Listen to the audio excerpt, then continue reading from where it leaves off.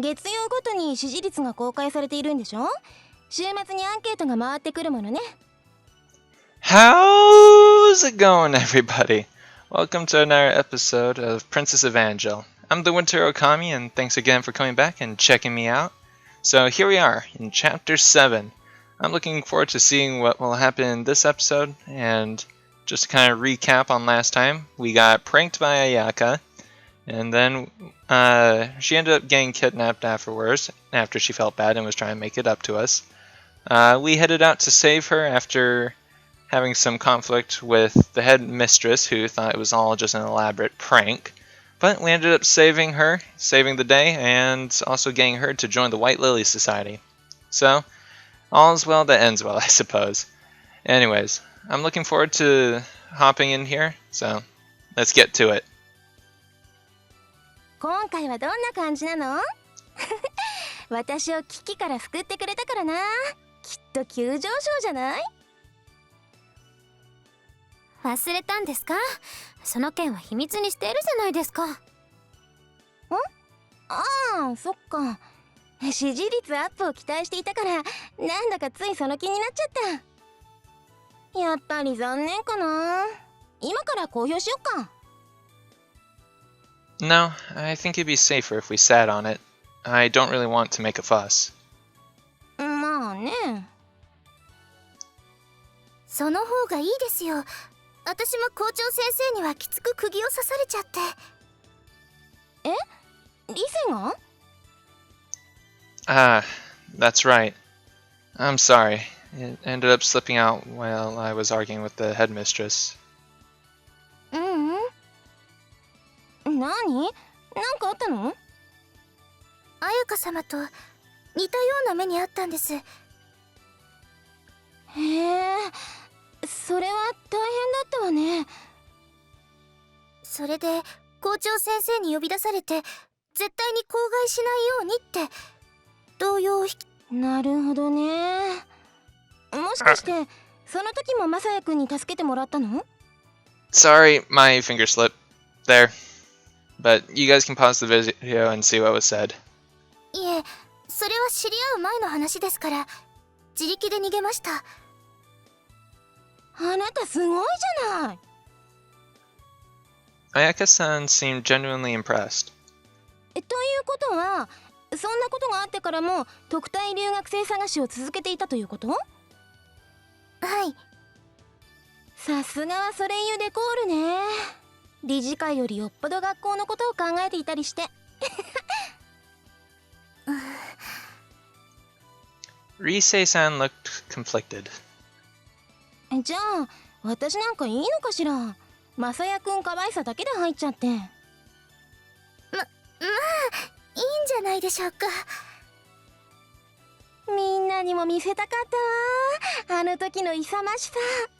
たくましい腕で私をかき抱くと熱いベーゼを。Baser? To kiss or make love? Okay. Please don't lie. でも勇ましいのは本当だったわよ。I don't know about that. I basically just snuck in and then snuck out. 悪の巣窟に侵入を果たすところがすごいんじゃない。It was just a ratty old apartment. To hear Ayaka-san tell it, the place was the goon's central office or something. If they were hanging out there, though, it's probably because they were broke again. でも律子だって感心していたわよ。Ah, was she? え、それは本当に。Wow. I was genuinely surprised to hear that. もっともだからって指示に回るわけではないけれどとは言っていたけどね。まあ律子の場合、立場もありますし。紅バラ会の回答だものね。あんまり柄じゃないと思うんだけどな。When she was spoke that way, I felt like I was really seeing Ayaka's sisterly side. そうそう。それで支持率は？前々回好みを助けたことから14票獲得したんですが、それから微増というところです。微増か。なかなか道のりは遠いみたいね、まさやくん。Looks like it. 結構可愛いと思うんだけどな。あと何が足りないのかしらね。ワイルドさとか。ワイルドって。あら、でも脱いだら結構すごかったじゃない。なんでそんなことを知っているんですか？ほら、この前のあれよ。まさやくんが裸で紅バラ会の部屋にいたでしょ。Oh yeah, that's right. We got in trouble with the Red Rose Society last episode. ああ。じゃああれね、今後はそういう点をもっと積極的にアピールするといいんじゃないかしら。I think that would scare more people than encourage. I'd rather just focus on normal ways. そっか、奥の手として取っておくというわけね。That wasn't what I was saying at all. 確かにもうちょっと支持率がアップしてもいいと思うんだけどな。だってほら、決して悪いやつではないわけだから。どうして言い訳を言うように言うんですか？そんなつもりはないけど。まあ相手はフィユドラ・バンセンヌだから。まあね、手強いわよね。I was starting to get a sense of that myself. For better or worse, usually better, the maidens of Vincennes were an odd breed. 例えば好みとか彼女まで行くと極端だけど、ああいう気持ちは少なからず共通しているんじゃないかしら。Yeah. みんな知ってる？今や白百合会は発展家たちのサロンなのよ。She was referring to the fact that even interacting with me, i.e., a boy, was considered strange. まあ奥の手もあることですし、どっしり構えていればいいと思います。そうね。はい。 Huh? When did they all agree on that ace in the hole?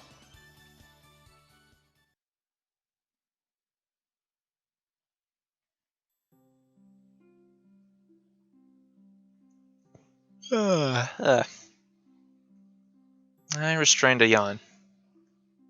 Vincennes students weren't supposed to be caught yawning. So I did my best to restrain them, or covered them with a hand when I had no other choice. I figured things like that would help me fit in at Vincennes a little bit more.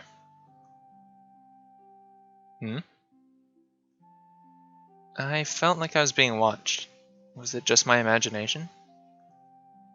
There were a lot of students heading to school, but none of them were especially paying attention to me.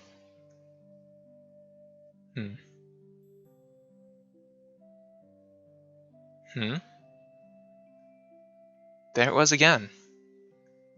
But maybe it really was my imagination. There was no one looking my way at all.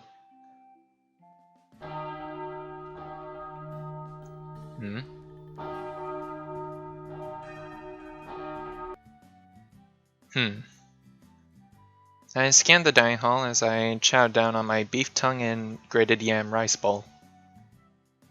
Part of me thought I was imagining it, and part of me thought I wasn't. It really is weird.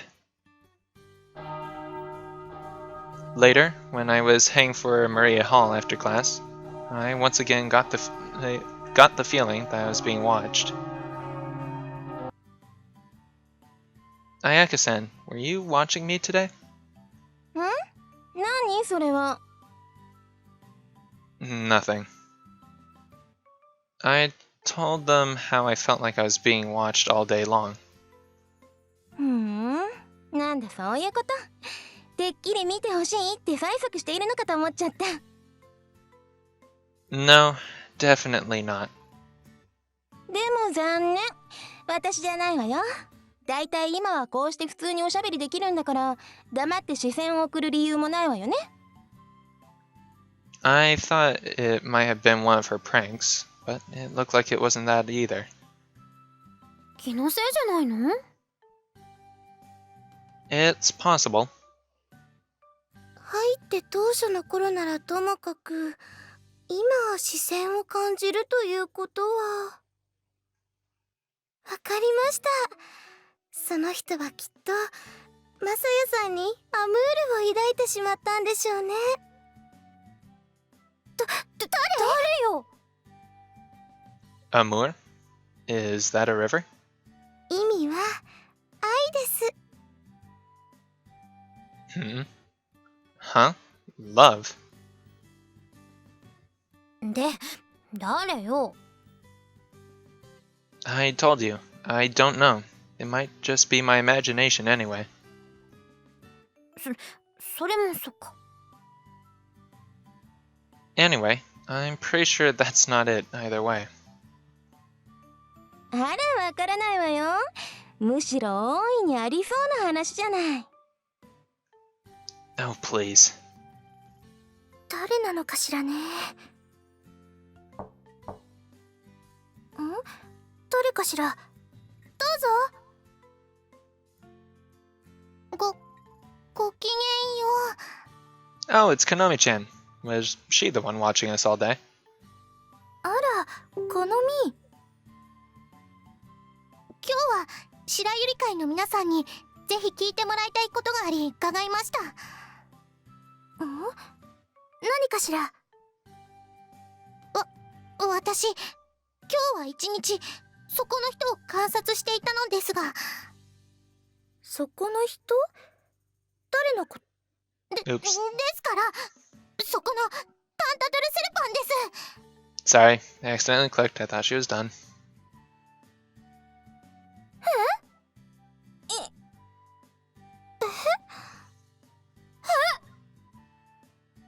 何ですか？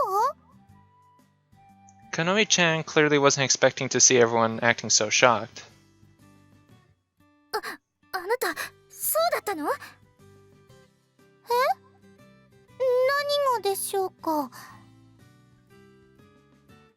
サヤのこと好きだったの？なんで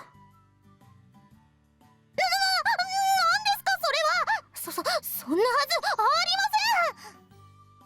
りません。 Darn! Thought we had another waifu. そうだよね。びっくりしちゃった。でもアムールの賜物ではないなら一体どうして見ていたのでしょう。それは決まっています。今日こそそこの人の本性を暴くためです。そこの人ってなんでさっきから代名詞なのかしら。もはやタンタドルスレパンという一名さえもったいないからです。もうあれとかそれで十分です。 Ouch, that hurts. We're not even good enough for Tempted to a Serpent, which is probably one of the worst titles ever. Ouch. You could just call me by my name. あらあら、マサヤくん、この身に対して何かいけないことでもしたのかしら？ No, of course not. I honestly couldn't think of anything I had done to make Konomi-chan hate me even more. 確かに観察した限りでは特にこれという部分は見つかりませんでした。ですが本性とは得てして隠されているものなのです。 But what's this all about? まだしらばっくれるのですか？ No, I don't think so. この前裸でいたじゃないですか。 Huh? あれを見て私は数日は夢でうなされてしまったんですから。 Oh dear. ああ、嬉しかったんですね。 Ruko, you're not helping by teasing her.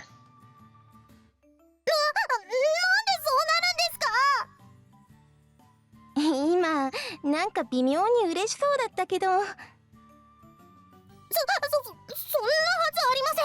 あるはずありません。目が覚めた時、全身がカッと熱くて汗まみれで、頭はぼーっとしていて、どうして嬉しいはず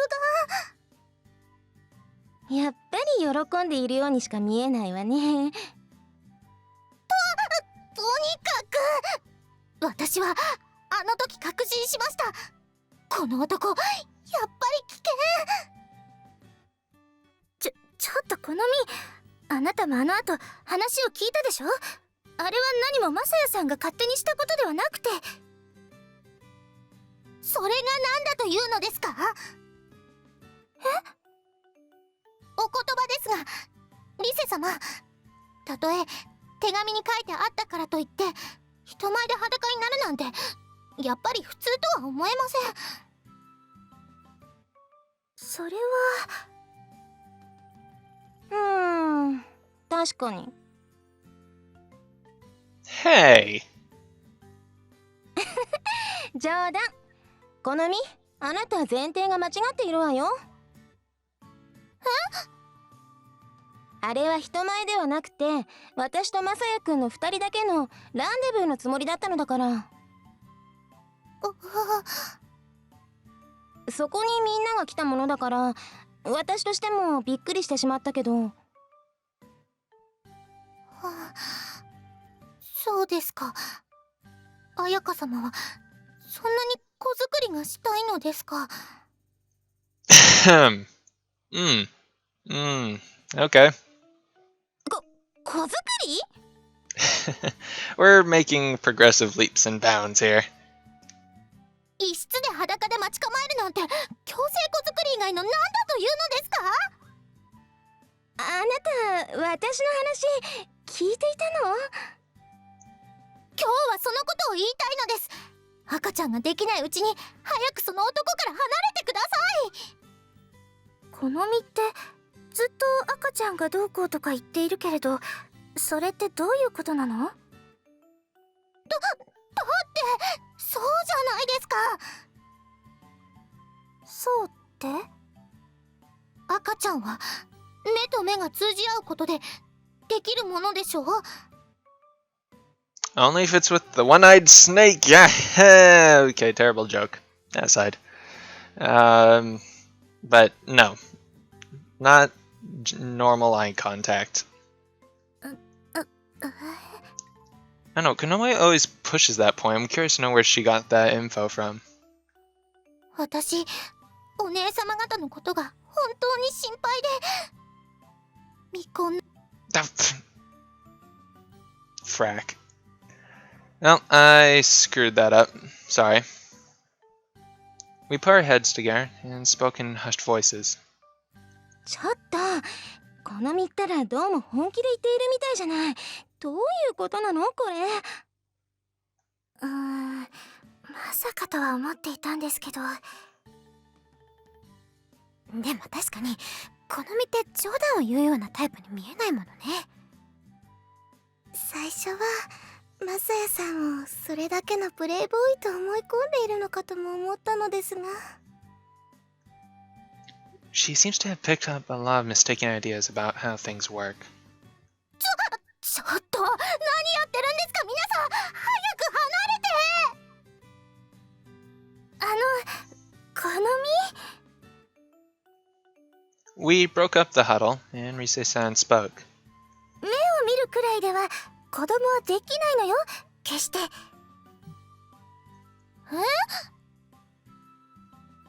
Her reaction was one of suspicion. じゃあほら、論より証拠。Ayaka-san moved around behind Konomi-chan.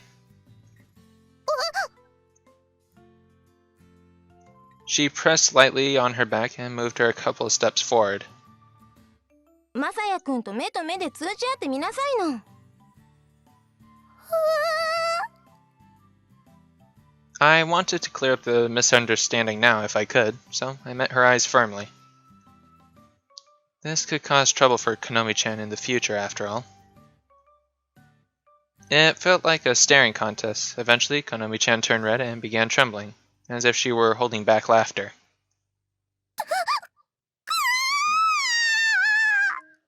Well, that's certainly the strangest laugh I've ever heard.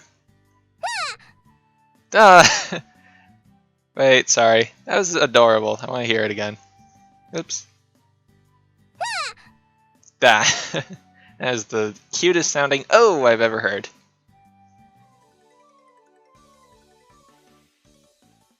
And she's gone. She wriggled away like a wild animal and bolted from the room. びっくりした。これは重症ね。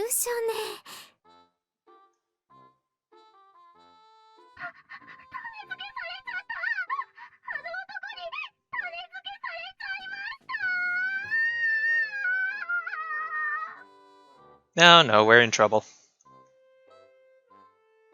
種付けって。Shouldn't we focus on stopping her? At this rate, we're screwed. しかも言い方が過去完了。参ったわね。なんか変ね。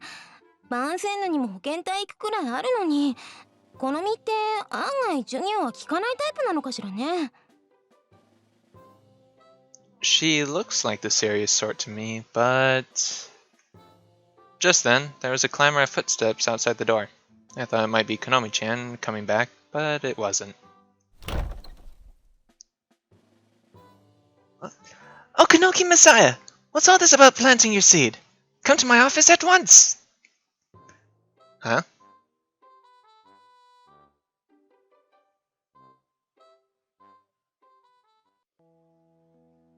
本当にすみませんでした。That night, Risako-chan stopped by my room to apologize for what happened earlier that day. I had to go through a long interrogation before I finally cleared up the misunderstanding. You don't have to apologize, Risako-chan. Now, of course, I'd rather have Konomi-chan apologizing, but she wasn't around. And for some reason, Ayaka-san was here. ただ、好みは私がいるから紅バラ会に入りました。なので、ある種監督責任を感じています。律子も相変わらずお堅いわね。人のことなんか放っておけばいいのよ。姉さんには言われたくないわよ。それにマサヤくんは懐が深いんだから、きっと気になんかしていないって。姉さんが言ってどうするんですか。What are you doing here, Ayaka-san? たまたま律子と会ったから。私もちょっと好みのことは気になったし。だってあの子、なんでああなのかしら。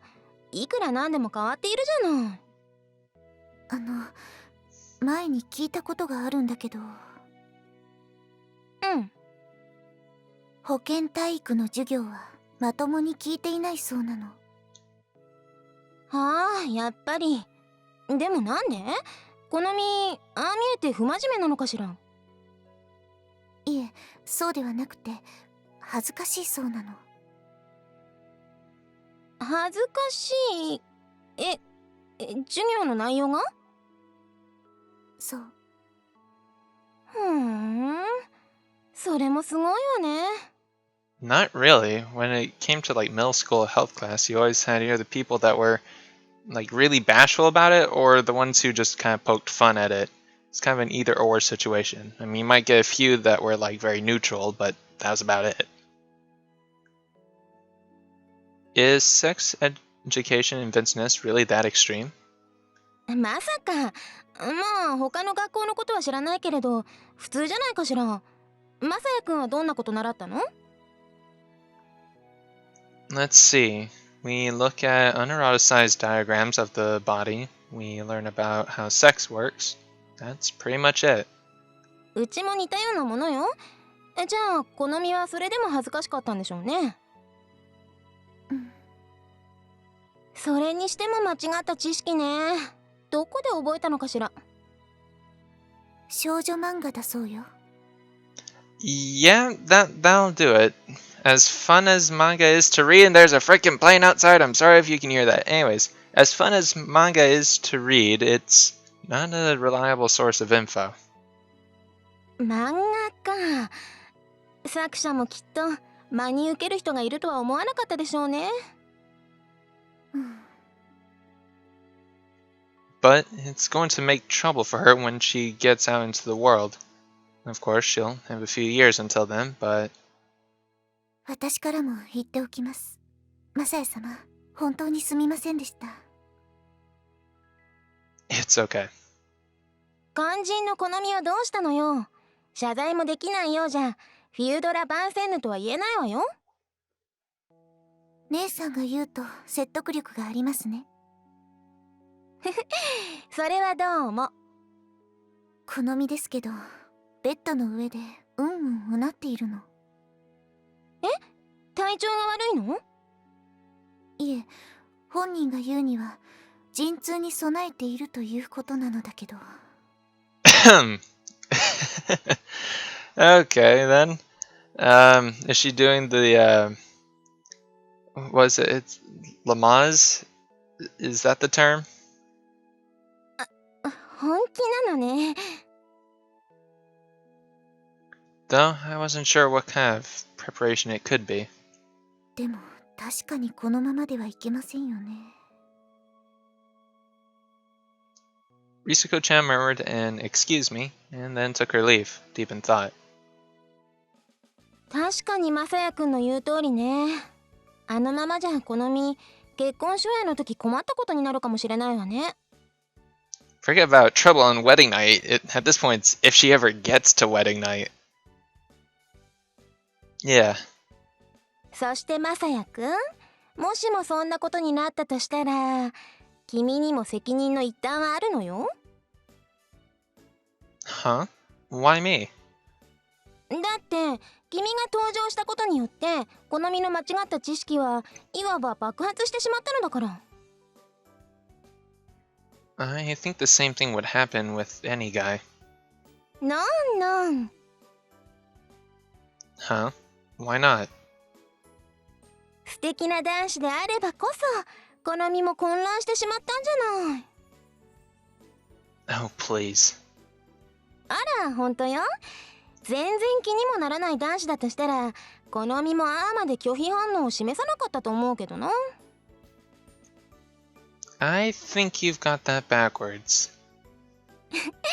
分かっていないのね。いくら防いでも君という存在が心に食い込んでくるからこそ好みも必死になってしまうのじゃない。これが防ぐまでもなく気にもならない男子ならもう少しおとなしくしているわよ。あの子の一名なんだか知ってる？ I think it was Darling Doll, right? ミニョンプーペね。本来はそんな風に見られているのだから。That makes sense, but still. まあいいわ。とにかくマサヤくんも手伝ってくれるわね。Help you with what? 好みの調教よ。Training? まあ教育と言ってもいいわね。Those are two completely different things. じゃあ明日ね。What are we doing tomorrow? だからお勉強よ。保健体育のね。Okay, so I guess we're giving her a sex ed course? せっかくこうして生きた生身がいるんだもの。これを利用しない手はないわね。What are you going to make me do? それは明日のお楽しみ。っていうか私もこれから考えるわ。それじゃごきげんよう。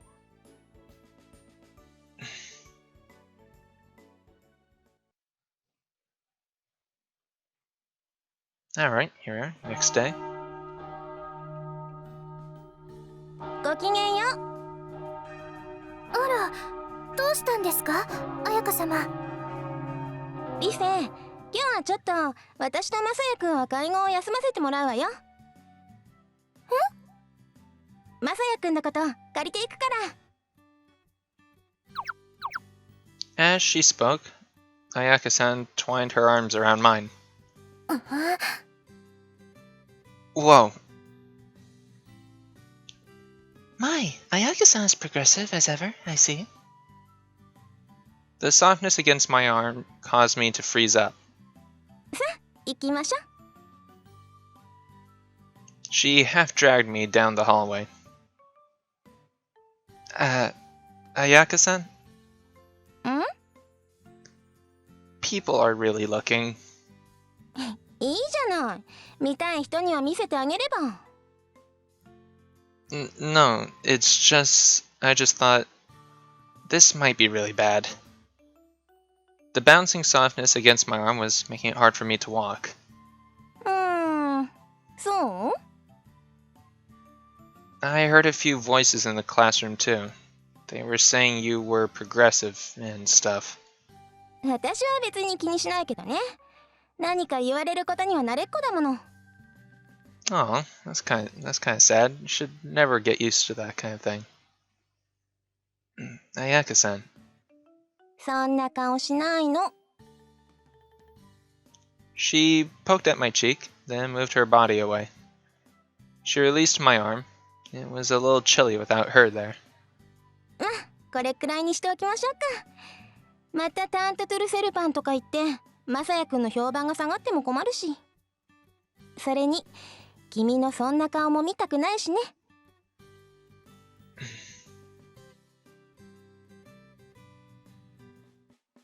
それで私、考えたのだけど。Yes? これ。Ayaka-san pulled a health education textbook out of her bag.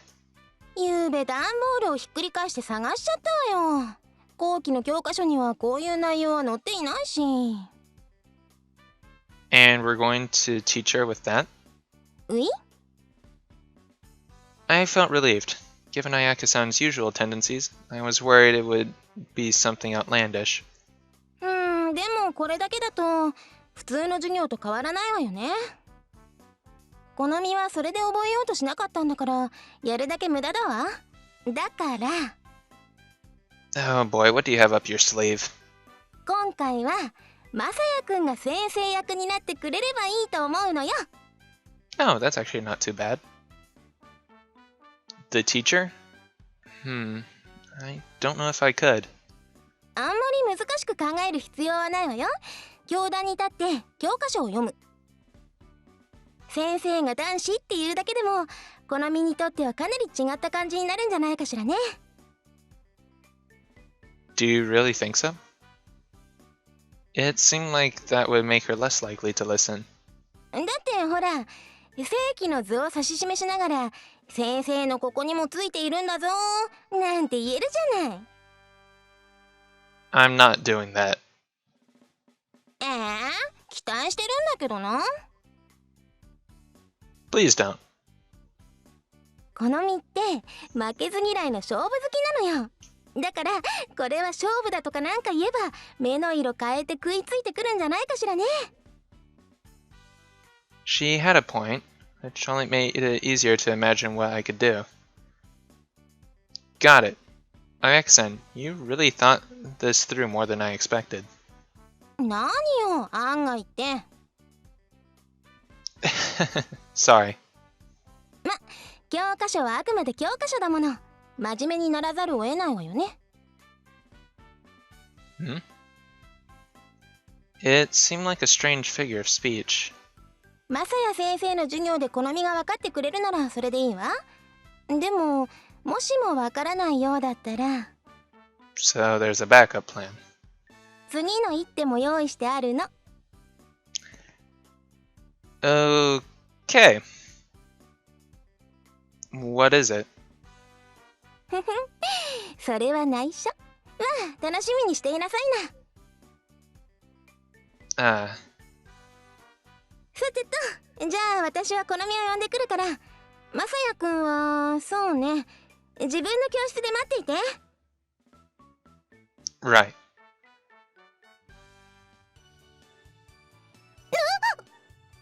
これはどういうことですか、そんな顔を見ただけで怒り出さなくたっていいじゃない。怒ってはいませんが、ただどういうことなのか先にそれを教えてください。ええ、つまりこのみにはお勉強してもらいたいのよ。お勉強？さあ、マサヤ先生、教壇に立ってくださいな。Ah, right. で、このみは机に座る。ほらほら早く。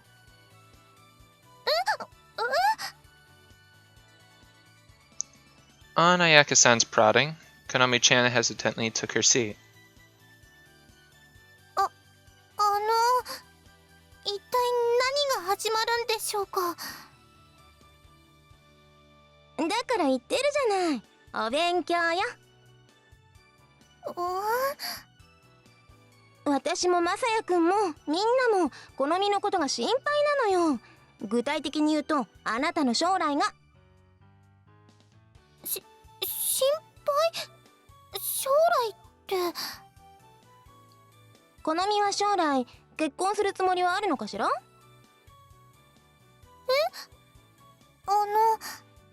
まだ考えたことはありませんけど。そう。でも両親があれば結婚するんじゃない？それとも自分は一生独身だってもう今のうちから決めているの？ As a spinster, okay, that's terminology I'm not familiar with. そんなこともありませんけど。だったらやっぱりこの身には教育が必要ね。性教育が。性教育Just the word alone made Konomi-chan blush. It was seriously rare to meet a girl that innocent in this day and age. だってあなたそんなことで初夜の時どうするの？初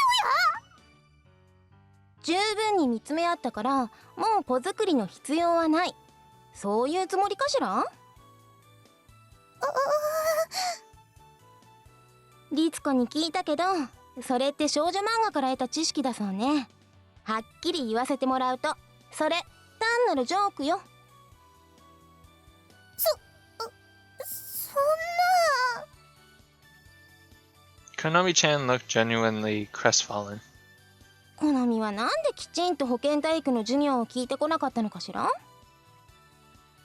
それは恥ずかしかったから？ Konomi-chan gave a firm nod. やっぱりね。そこでマサヤ先生よ。好みも相手がマサヤくんなら気合を入れて授業を聞けるんじゃないかしら？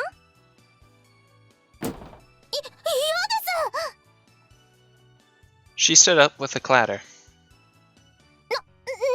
そんなこの人から教えなんか。逃げるのかしら？ In a moment, Konomi-chan's face went from deeply flushed to stark white. Immediately effective, huh? 逃げるとはどういうことですか、彩香様。だってマサヤくんはこのためにわざわざ夜遅くまで予習に励んでくれたのよ。Of course, that was a lie. なのにそんな行為をただ嫌だからと無視してしまうなんて、これが敵前逃亡でなくて何なのかしらね。The logic was pretty strained, but Konomi-chan didn't seem to notice.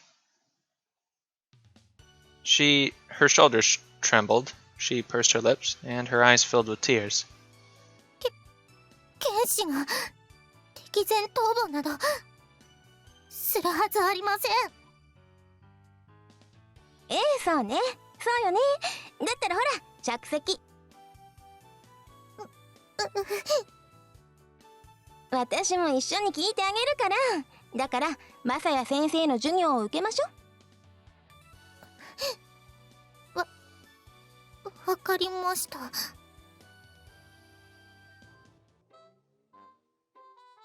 Ah, alright, well, let's get a little look-see here. So, looks like a pretty standard textbook.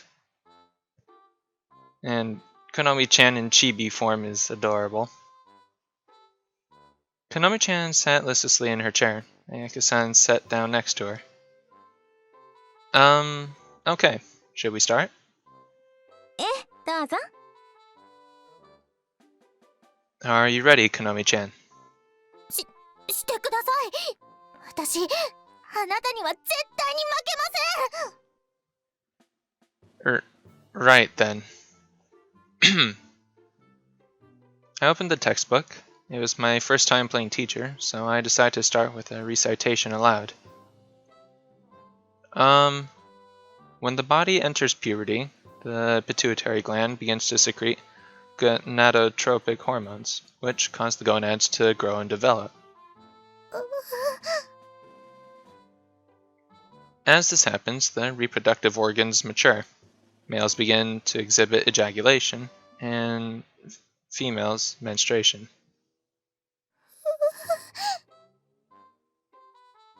First ejaculation and first menstruation occur at different times for different people. Oh no, we broke her. She's already turning red again. If you get yours comparatively earlier or later, it is no cause for concern. 先生の精通は何歳の時でしたか？ Huh? Oh, I had a wet dream in 6th grade. Hey, don't make me say that stuff! いいなそのノリ。でも無声って？ Huh? I don't think the textbook has anything about that. 辞書的な意味なら私だって知っているわよ。具体的なことを教えてってこと。どんな夢を見たとかさ。Ahem. The answer to that question is private. You kids wouldn't answer that if I asked you, after all. I was getting into the role of teacher, which changed my manner of speaking as well. あら、お赤飯を炊いたのが何歳の時かっていうくらいなら教えてあげてもいいけど。 Whoa! Whoa, whoa, whoa, whoa! Okay, TMI, TMI, TMI. No, please don't. 私は中 Oh no, poor Konomi. ちょっと好み本気にしないでよ。あら、なんか顔が真っ赤ね。目も回っているみたいだし。 Ayaka-san put a hand to her forehead. うわ、熱い。ちょっと好み大丈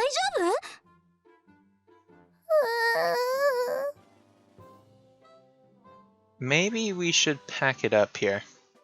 夫？そうね。何を言うですか？ Oh, she's fine. え？ Eh? これ式のことで私が参ったをしようものですか？さあ。 Yes, my bad. Right. That's a strange way to put it, though. I was a little worried, but given Konomi-chan's personality, stopping in the middle might be even worse. Anyway. When sexually stimulated, the penis becomes hard and large and rises up. This is called an erection. In women, the vagina begins to produce a fluid that makes sexual intercourse possible. Can you find this passage in your textbook? It seemed like it'd be easier to use the diagram. It was a completely unerotic drawing, but it seemed to have a powerful impact on Konomi-chan, who turned even redder than before. なんでこんなひっくり返ったカエルのような格好を。 A frog on its back? Though, I guess it did look a bit like that. Sperm cells mix with the fluid produced by the seminal vesicles and the prostate gland to produce semen. Semen passes through the urethra before ejecting.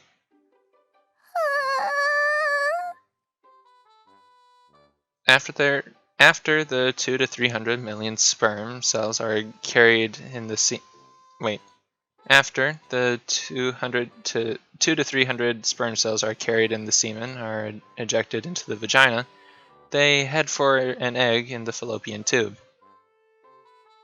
I moved on to the part where the joined sperm and egg implant in the vaginal wall and then grow, but Konomi-chan didn't seem to be listening anymore.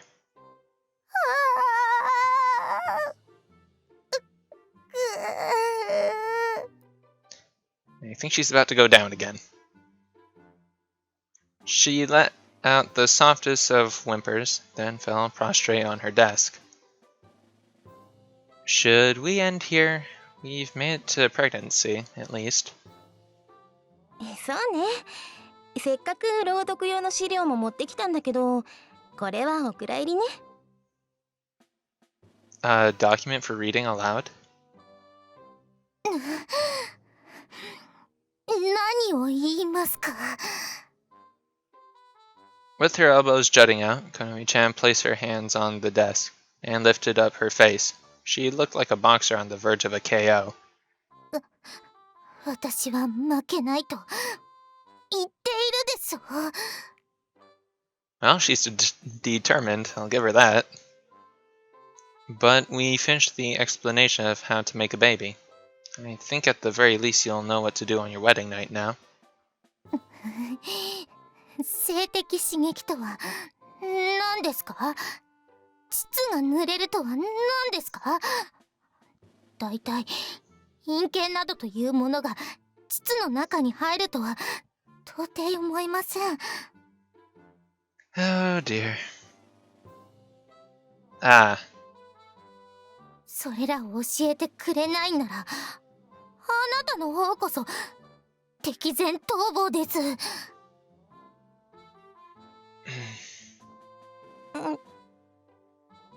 じゃあ、これ読んでみる? Ayaka-san held out a book. It had a sleeve over it, so I couldn't read the title, but it looked like a novel.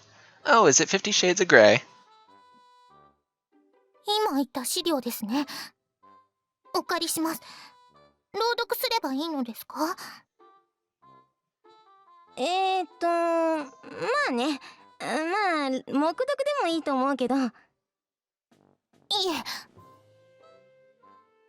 Konomi-chan took the book and, her eyes unfocusing once more, began to read it. I have a bad feeling about this one. キャウン、ご主人たんのおにに早くメミコの中に入れて。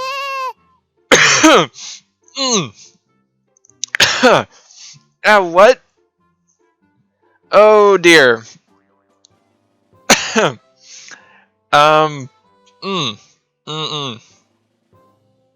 I might have to put an 18 plus rating on this video or something. Oh dear. Huh? 僕はパンパンになったあそこを持て余しながらメミコのあそこを覗き込んだ。メミコはパソコン画面から出てきた二次元存在だけど、あそこはどうなっているんだろう。ちゃんと書き込みがあるのかどうかがとても気になった。だってそうじゃなかったらエッチできないもんな。あん、お兄ちゃん、何してるの？甘えるような声を無視して僕はさらに顔を寄せた。そしてモザイクがかかっているじゃないか。Hey, this is porn, isn't it? うん。At least be a little shy about it. でもこういう方がお勉強になるんじゃないの？ましてやさっきの好みの疑問に答えるにあたっては。 That's very debatable. Porn is educational and it shows the action, but it's very misleading too. If he's doing it with a 2D girl, don't you think that'll just put more wrong ideas in her head? それもそっか。こんな時は目を細めればいいんだ。するとほら、バーマンが見えてきた。 The censorship sounds are amazing. メミコのあそこ。はあはあ、なんて綺麗なんだ。ネットで3時の画像を見てしまった時は思わず入ってしまった僕だけど、この時は快楽中枢直撃だった。 Maybe we should ask her to stop. そうだけど好みったらしっかりと本を掴んでるから。痛いの。一つになるとメミコはポロポロと涙をこぼしてふさふさの耳をパタリと閉じた。ごめんなと僕はコピペのように唱えながら腰を止めることができない。止めるどころかむしろ叩きつけるような勢いはますます激しくなっていく。パンパンパン。肉を打つ音は恐ろしいまでに高まっていく。痛いよな。僕は泣きながら腰を振った。まるで泣き芸と抜き芸を一緒にやっている気分だった。だけどメミコはエミの差分を表示してけなげに僕を励ましてくれた。大丈夫です。痛くても大丈夫です。だって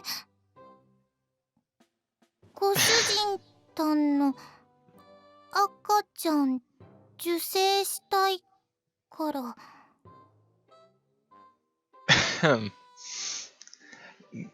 Please give me your baby protagonist, Tan. Really, protagonist, Tan? They couldn't even come up with a name for the protagonist of the book. ご主人たんとの子作りセックス気持ちいいの。あーん。赤ちゃん子作りセックス。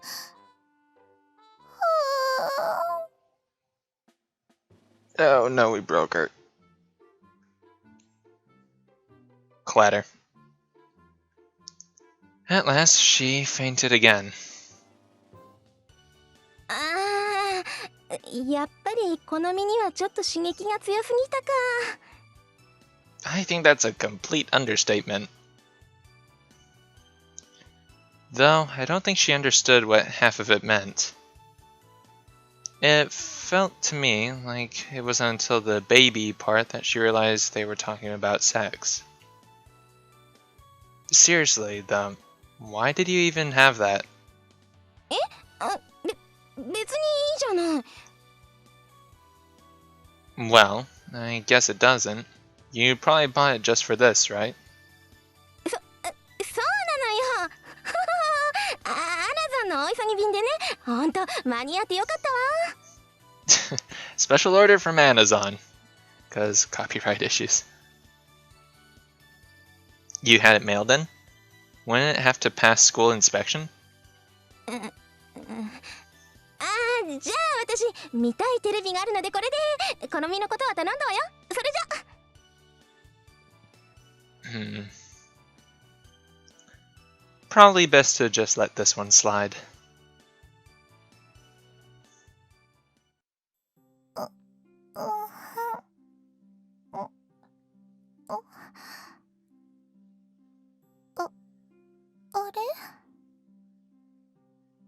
The sun was on the horizon by the time Konomi-chan finally woke up. Are you okay? マサヤ様。 It was nice to hear her call me by my name after so long. I lightly touched her forehead. Feels normal. I think you'll be okay. 彩香様は She went home. I think she feels a little embarrassed about forcing that book on you. Well, I should be going. 待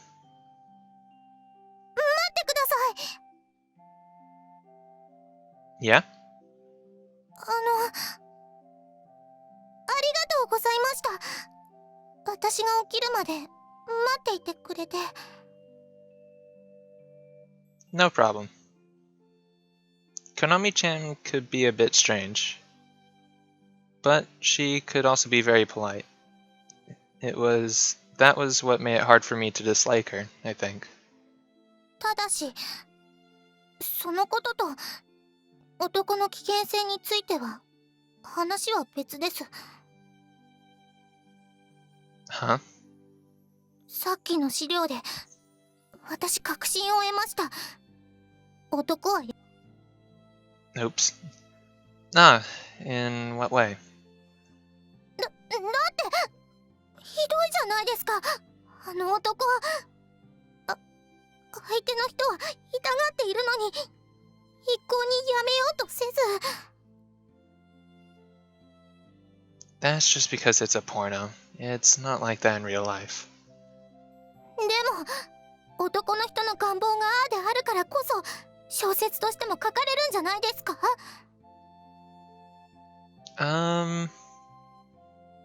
In a strange way, Konomi-chan was right.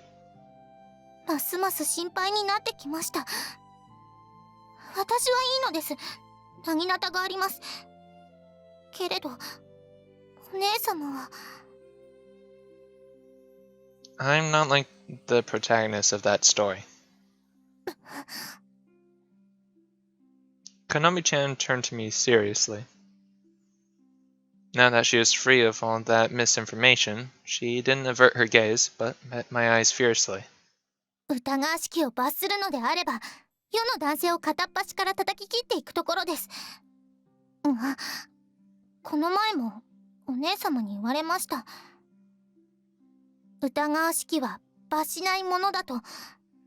そして私は思い込みが激しい方であると。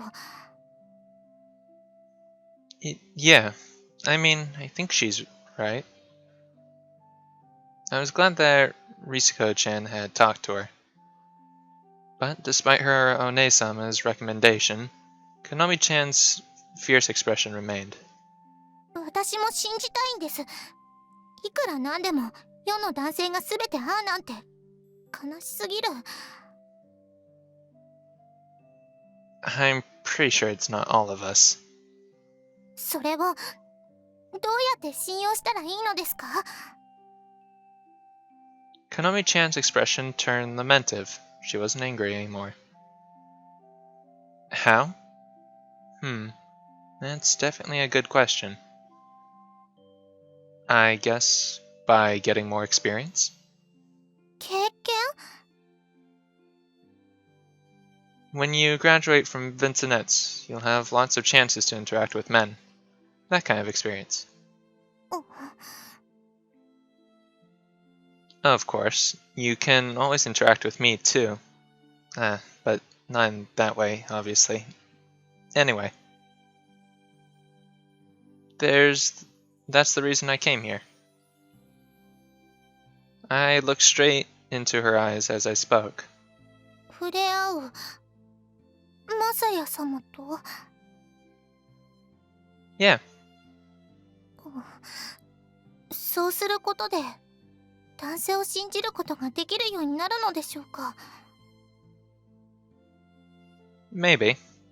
Probably not all men, but I'm going to do the best I can so you can trust me. わかりました。では一つマサヤ様にお願いがあります。Sure, anything I can do. 私としてもこの方法は避けたいです。ですが体を張る以上これは強力な証明になってくれる。 Put your life on the line? 夜あなたの部屋に行きます。詳細はその時に。Okay. あ、これお借りしていいんですよね。 Konomi-chan picked up the document that was still sitting out on the desk. これで念のため復習しておきます。私の考えに間違いがなければ。I think you shouldn't read that one, actually. But before I could finish, Konomi-chan was gone.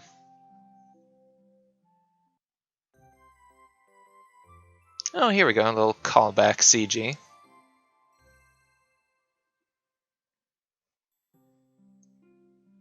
It was getting pretty late. I was thinking she might not come after all, when there was a knock at the door. Ah, come in. ごきげんよう。 Hey, Konomi-chan, are you okay? 何がですか？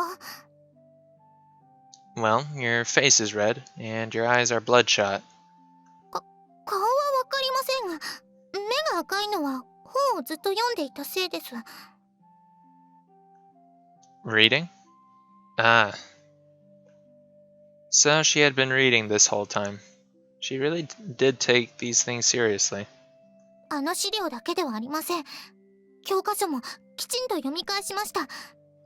今では私も一応の知識を持ち合わせています。 Dang, the entire textbook in one afternoon. Textbooks are no easy read. You have super reading skills then. I see. That's good. それで性的な刺激や興奮とはどういうものかということも多少は知ることができました。 I see. ところで教科書で特に強調されていたのは愛ということです。 Oh? 性行為は愛があってこそです。そうですよね。 Yeah, I'd say so. あの資料のひどい男でさえそれは何度も連呼していました。メミコンが好きだからこんなことするんだと。それは逆に言えば愛のない行為は良くないものであると、そういうことですね。 Yeah, that's definitely true. Well, I don't know about that. I mean, I think sex happens due to mutual attraction, which can be the basis of love. ではあなたに聞きます。あなたマサヤ様は愛のない女性と性行為はしませんね。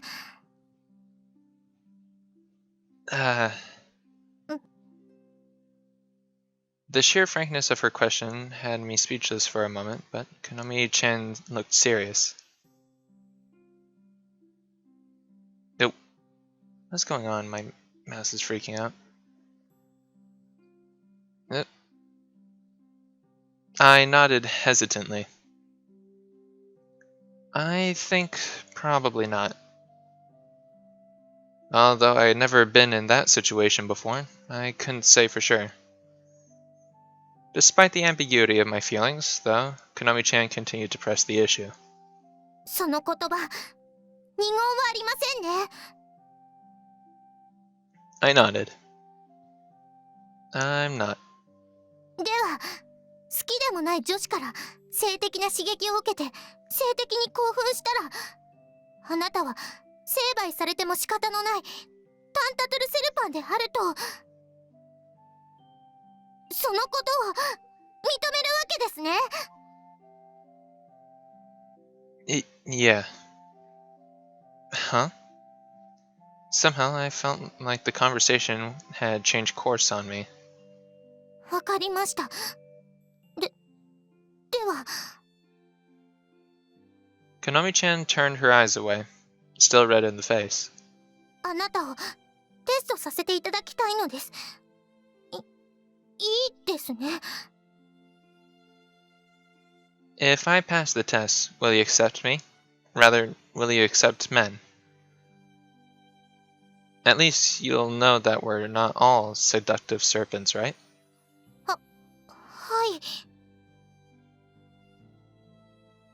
Good. Then I'll take your test.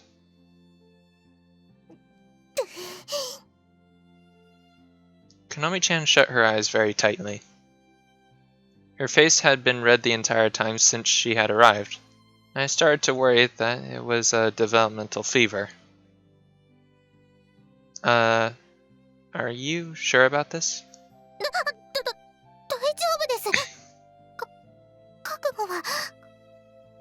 覚悟は決めましたから。Prepared? マサヤ様。Konomi-chan's eyes snapped open. 私と裸の果たし合いをお願いします。Okay then, well, that took a turn. Duel? お付き合いでした。Okay.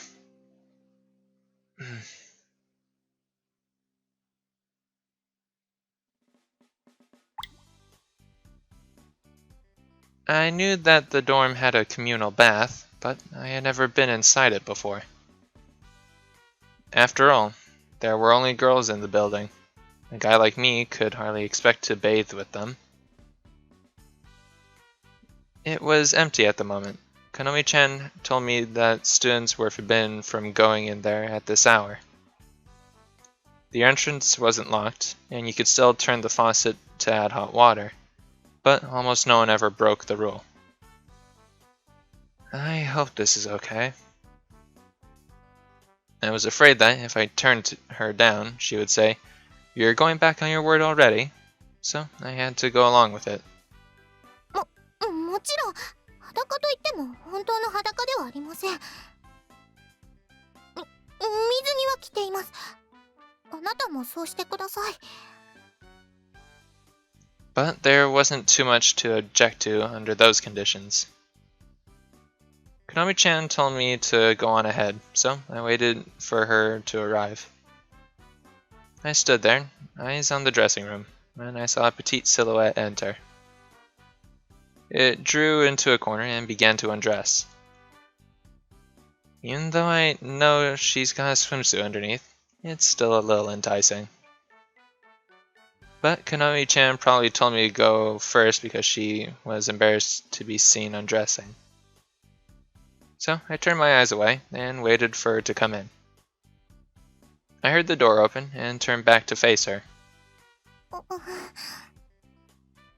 Ah, now she looks cute in that. Also, clarification. And unless you watch anime, this probably wouldn't make much sense, but according to the developers of the game, Moonstone, all of the girls here are 18 years old, despite the fact that they are middle of high school and, in Konomi's case, middle school. Again, unless you watch anime, this doesn't make sense. It's anime logic, so don't worry about it too much.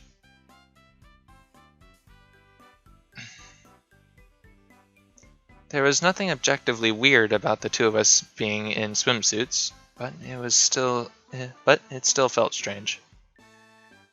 It was probably the location. It's still a bath, after all.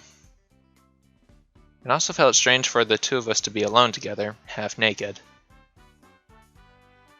Okay, and what do we do now? 私から性的な刺激は受けていますか？ Alright, just go straight for that question then. Huh? 本当は全裸が望ましかったのですが、私も少々あれだったので。Eeks, you are making leaps and bounds here. Konomi-chan had that much common sense, at least. I felt grateful for that. Sort of. マサヤ様は別に私のことなど好きではありません。にもかかわらず性的な刺激を受けるとしたら、それすなわちあなたが紛れもなくタンタトゥルスルパンであったという証明です。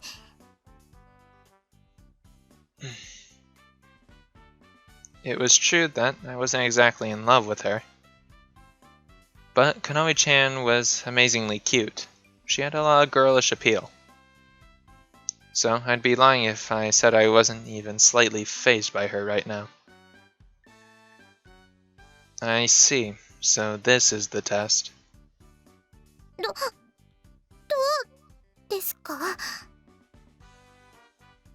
Konomi-chan's body wriggled a little. It was probably an expression of embarrassment, but I couldn't help but see it as alluring. 赤ちゃんできちゃいそう。 Just don't moan like that. I was on the verge of a dangerous reaction. But I held it in. That charming face, that fair skin, that slender bust, those youthful hips. It was all really appealing, but sheer nervousness was helping me keep control.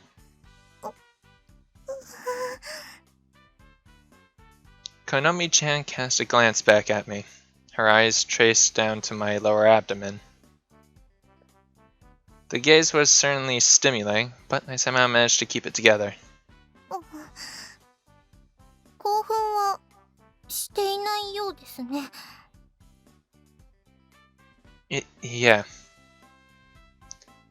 So, is this enough? Did I pass the test? いえ、まだです。 What do I have to do now? You're not going to touch me, are you? どこですか？ Well, you know, down there or something. そんなことするはずないじゃないですか。 I see.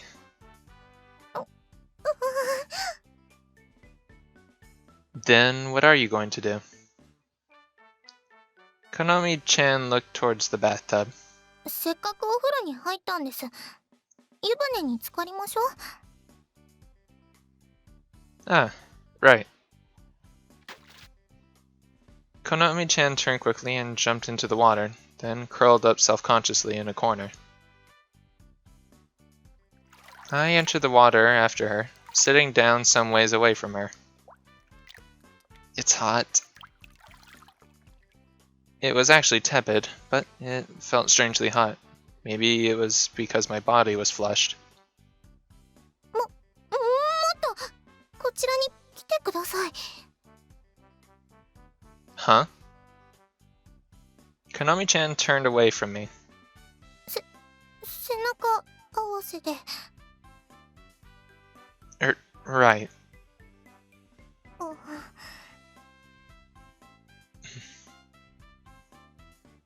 It was a strange sensation, sitting back to back in the water with a girl. Technically, we did have a swimsuit separating us, but it wasn't much of a boundary. I could still feel her skin through the thin cloth. My heart was racing so fast, it was hard to breathe.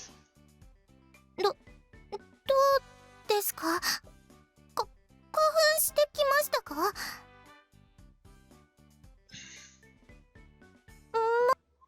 Oop.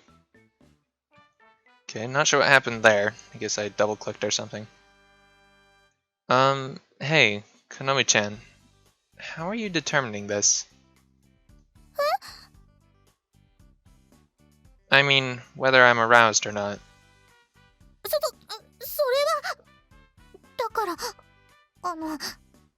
その教科書に書いてあった。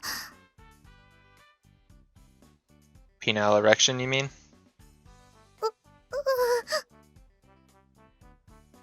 I gathered some warm water in my hands and started scrubbing my face. Well, I'm not aroused in that sense. Yet, at least. I wasn't out of the danger zone yet. But I am aroused, in a sense.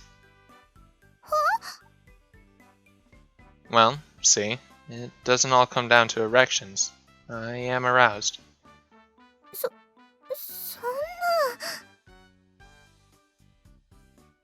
All men do this, but that doesn't mean we're all like the protagonists in that story. That was technically consensual too, but this didn't seem like a time to split hairs. The difference is straightforward to me, but I guess it's not to you, huh? わかりません。 If we put people on a scale from normal to abnormal, what the vast majority does would be called normal, right? ええ。 The vast majority of men would feel sexually aroused by you, whether or not they get an erection. は Maybe because you're cute, Konomi-chan. Men can't help having a reaction like that to cute girls. 好きではないとしても。 Yes. それが男子の生理というものなのでしょうか。 I'm pretty sure. わかりました。 I didn't even have time to feel relieved for her understanding before Konomi-chan charged down a new path. ただ私が可愛いでしょうか。 Yeah, I think you're cute. そうですか。 You sound disappointed. 私は剣士です。剣士が可愛いなどと心外です。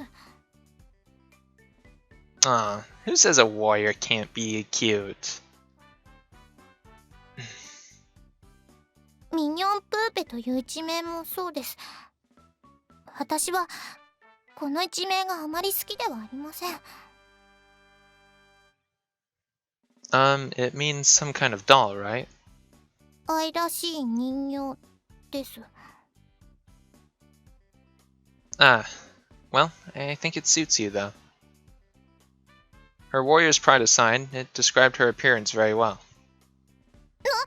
何を言いますか。そんなことありません。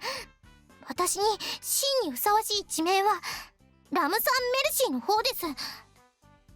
That tile meant the merciless blade or sword something. って何ですか。違うと言いたいのですか。 No, I don't mean that. I've just never heard it before.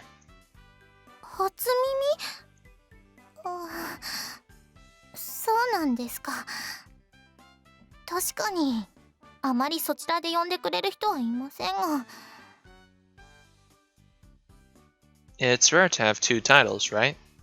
まあそうですね。 So, what does it mean? 呵責なき刃。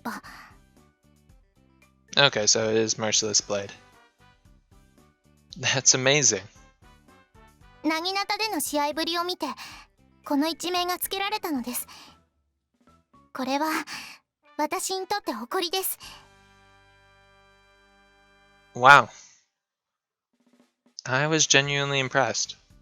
こちらの一名で呼んでもらえるよう私はさらなる努力を積んでいくつもりです。 Maybe the reason you have to work so hard is because, Pupa suits you better. 何を言いますか。そんなことありません。 Minon pupe. Something like that. But that's how tiles work, right? I knew that if I let go, we'd go back to talking about men's biological functions, so I decided to argue a bit. It's true that you're cute, after all. そんなことを言って、しかも何度も。あなた。 Oh, I guess it did sound like I was flirting.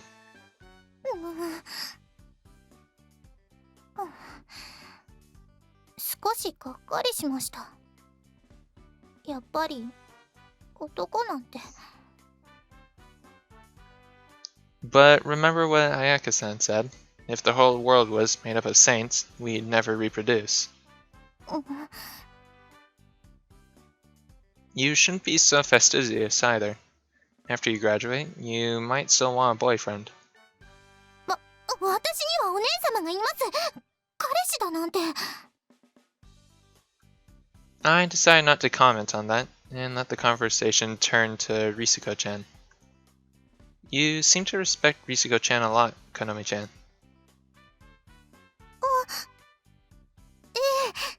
それはもう。 Was there something in particular that kicked that off? はい、忘れもしません。あれは入学式の日のことでした。 So. Her tone was soft, and the tension in her back had relaxed. 私は中期から入ったんです。だから当日はとても心細く思っていました。 Ah, most of the girls at Vincennes started in primary, right? はい、周りは知り合いばっかりで、私一人がポツンと孤立しているように感じました。知り合いなどいないのだから当然といえば当然なのに、周りからことさらに無視されているような、そんな感じがしたんです。 I see. I could imagine. そんな時声をかけてくれたのがお姉様です。入学式が催される大聖堂に向かっていると不意に声をかけられました。近づいてくる女性を見て、なんて綺麗な人なのだろうと、そう思ったことを覚えています。同時にこんな綺麗な人が私に何の用があるのか、初対面のお姉様を前に私は立ちすくんでしまいました。すると優しい手つきで体を直してくれたのです。曲がっているわよと。お礼さえ言えずに固まってしまった私にお姉様は笑みを向けると、さっそうと去っていきました。あの後ろ姿のかっこよかったこと、あの時のことを思い出すと今でも胸がときめきます。 Konomi-chan was unusually talkative when discussing that precious memory. あの時私は一生お姉様についていくことを決めました。同時にお姉様は私が守ると。だから私はこんなことまでして。 Things like this? あなたのテストですよ。本当にお姉様と接触してもいいのか、私は今でも不安に思っているんです。 I guess this has all been pretty hard on you, too, huh? それは決まってます。水着なんか着てお風呂に入って、まあマサヤ様にとってもいい迷惑かもしれませんが。Sorry, there's a plane passing overhead. No, it's not any trouble at all. So, how did I do? Did I pass the test, do you think? なんだかわからなくなってきました。最初は陰形の勃起が重要だと思っていたのに。Well, it is important. あなたは性的な興奮はそればかりではないなどと言います。It's the truth. わかりました。じゃあ延長戦といきましょう。What are we going to do? そうですね。今私たちはお風呂に入っているわけですから。What? Mine? Are you sure about that? 何を嬉しそうにしているんですか。これはテストなんですからね。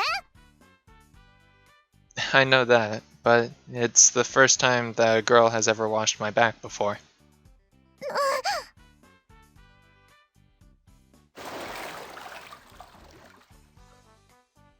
Konomi-chan stood up with a splash. I followed her lead. Are you really sure about this? どうぞ。If you insist. I turned to sit on the stool. A moment later, I felt her behind me, holding her breath. マサヤ様、それ。Huh? Oh, the scar on my back? はい。 Alright, so it looks like we're finally tackling that, what this title is supposed to be about. It's about that scar that's apparently on our back. It was hard to communicate while facing away from her, so I turned back. I guess that's the first time you've seen my back. You didn't notice it when I was naked in the You didn't notice it when I was naked in the Red Rose Society room? 気がつきませんでした。こんな。 It must have been a shock then. I'm sorry. いえ。 I reached out to touch the scar. It was a slick, enticing sensation. どうしたんですか？その傷は。 Oh, I don't actually know myself. Suddenly, it was just there. I don't... Did we miss a line? Hold on. Oh, okay, so it was just that. え？ Suddenly, it was just there. I really don't know how I got it.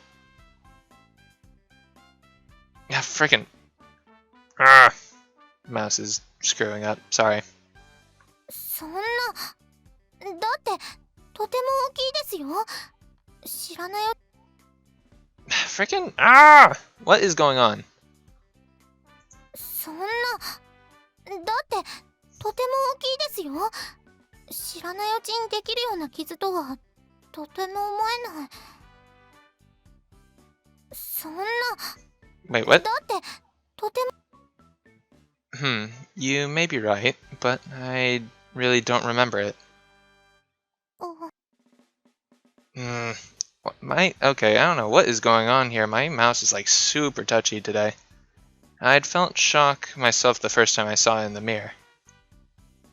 It was discolored. In other words, it came from a deep wound and ran all the way from my shoulder blade to my hip. I'd craned my neck to look at it in the mirror, horrified. It was not only the sheer size of the scar that was disturbing, but the fact I didn't remember getting it.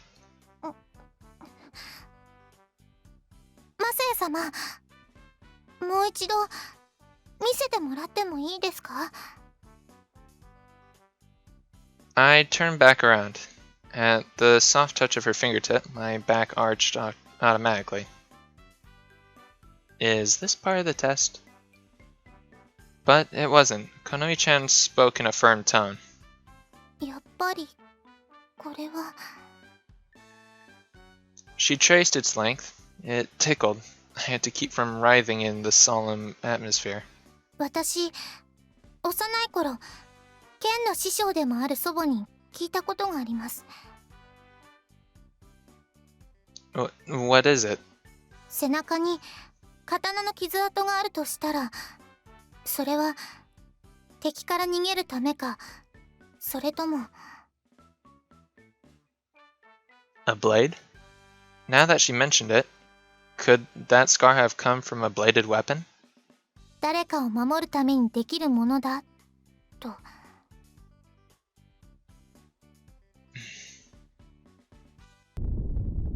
Just then, the floor began to shake slightly, then violently.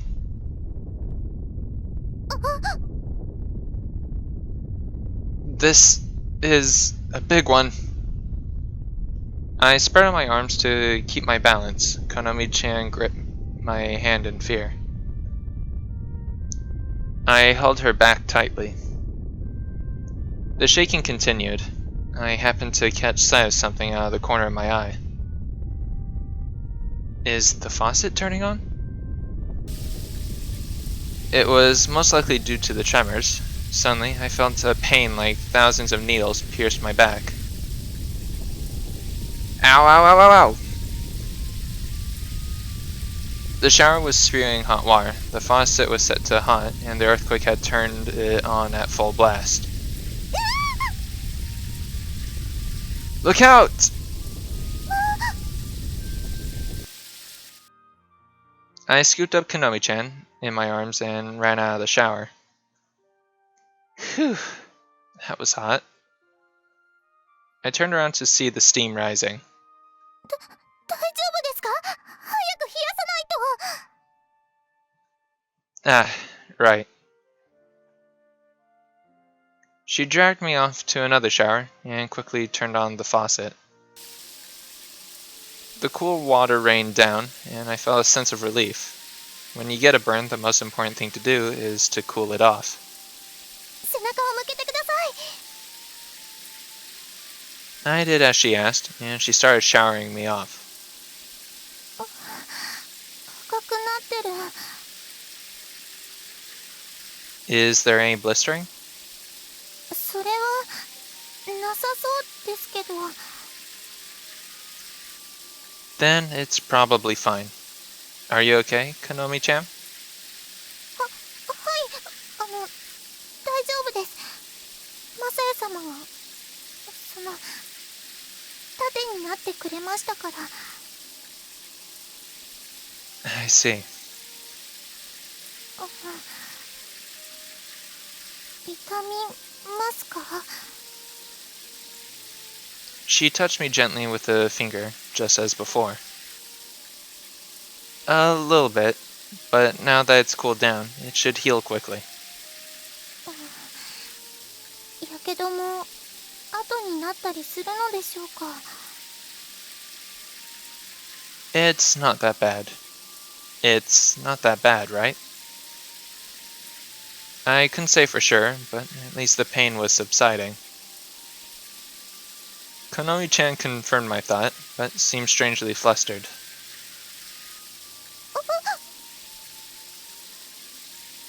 I guess it's because of the earthquake. There was a small skylight close to the ceiling, so I could make out faint silhouettes. Other than that, it was dark. What's wrong? I could feel a faint trembling in the shower behind me. 怖くて、私暗いの苦手なんです。 Let's get it out of here then. The burn's healed anyway. はい。 However, it won't open. I turned back to her with a troubled expression, my hand still on the door. The door won't open. そんな。 She pushed me aside and tried her hand at the door.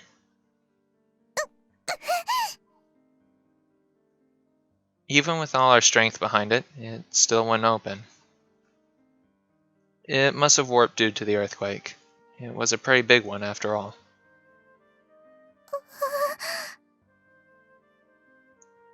Hey! I yelled as loud as I could and banged on the door.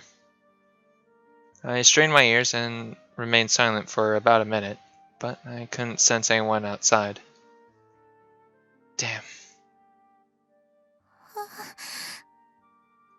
大浴場は建物の端にありますし、今は本来入ってはいけない時間帯です。だから先生方もわざわざ見回りには来ないのではないかと。Yeah, you're probably right.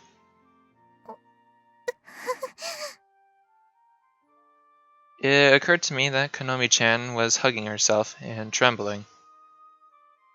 Are you cold? Konomi-chan shook her head. 怖いんです。 Oh, I see. I'm here with you. I didn't expect that to be much comfort, but to my surprise, Konomi-chan moved over to cling to me. ごめんなさい。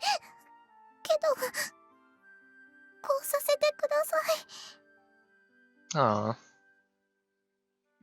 Sure. Here in the dark, with our bodies close together, the sensation was even more stimulating than before. But there was nothing arousing about this situation. On the contrary, I knew I had to be strong. Konomi-chan will pick up any signs of fear that I show. I took her by the hand and led her over to the wall. We'll get tired if we stay standing. Let's sit down. I sat down first. Konomi-chan sat next to me, her body continuing to tremble. すみません。 You don't have to apologize.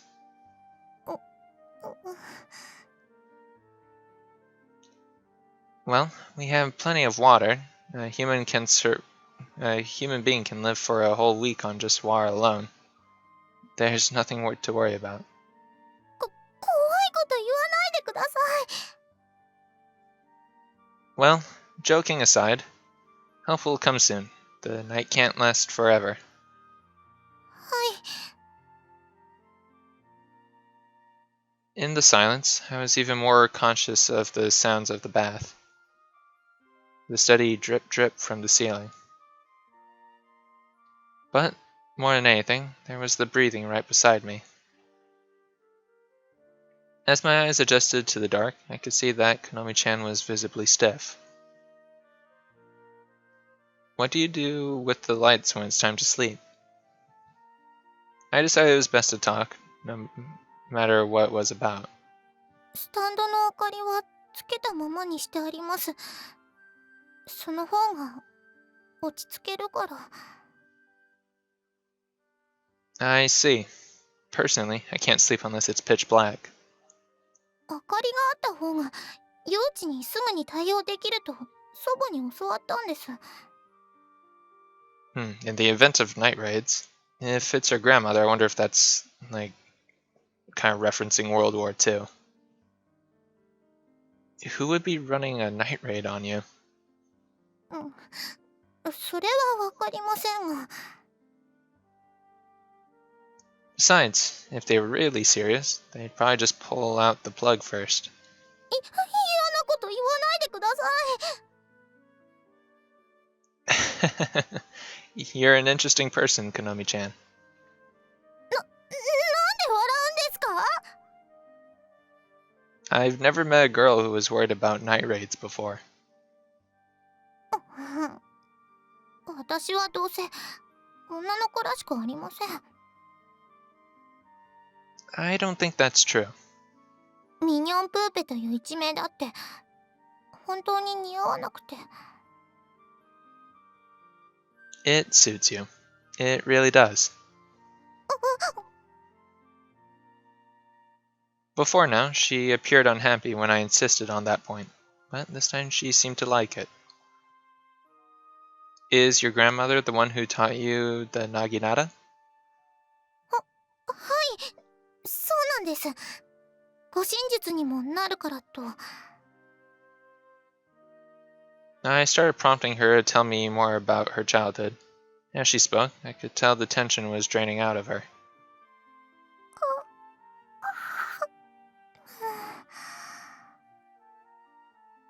The tension was apparently replaced by exhaustion. She attempted to stifle a yawn. I turned my eyes towards the changing room. Things looked pretty much the same there. The door probably wasn't going to open. Sleepy? ああ、ええ、少し。普段だったら多分寝ている時間なので。You can sleep then. You can't stay up all night after all. 眠いけど寝られるかな。やっぱり暗いのは怖いし。I'll stay up until you go to sleep. うん、 Sort of the opposite of how it was in the classroom. I don't know if that means anything, though. いえ。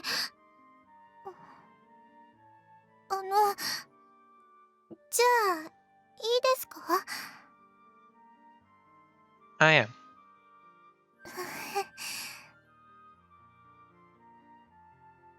Konomi-chan's expression relaxed, and she rested her head on my shoulder. I wasn't prepared for her to go that far. I found my heart pounding a bit. It seemed Konomi-chan had spent the whole day going from one sort of tension to another. But she finally began producing the noises of peaceful sleep.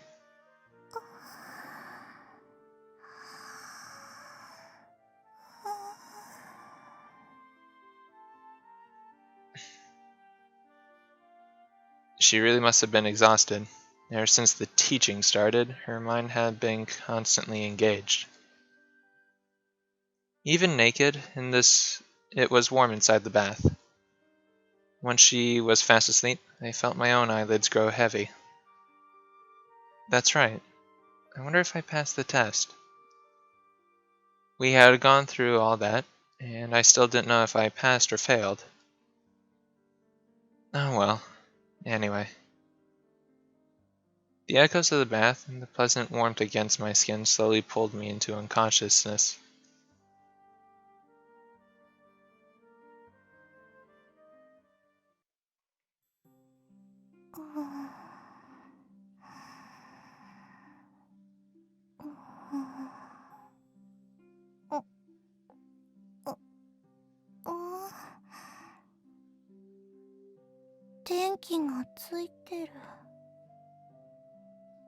It was light outside the windows, too.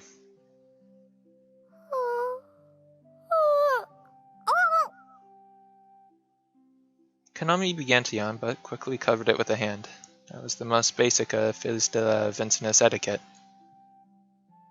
Normally she woke up quickly, but now her sleepiness lingered. Of course, this environment was highly conducive to sound sleep. Even so, she wasn't as uncomfortable as she expected to be, despite sleeping in the dark. なんでかな。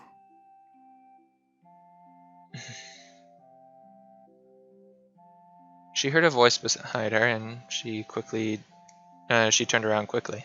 そっか。マサヤ様が言ったんだ。She noticed a mark on his shoulder where she had rested her head, and flushed. 私ったら。あ、そうだ。後といえば。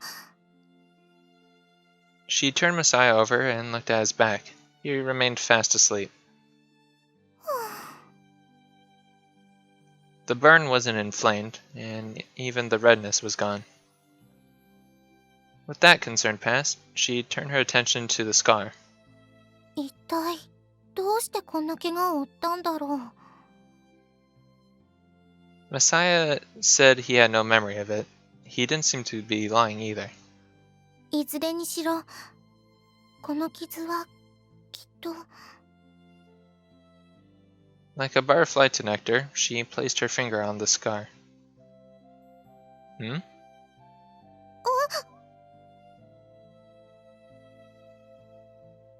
My eyes fluttered open. I blinked a few times, and the room grew lighter around me. Oh, the lights are back on. What time is it?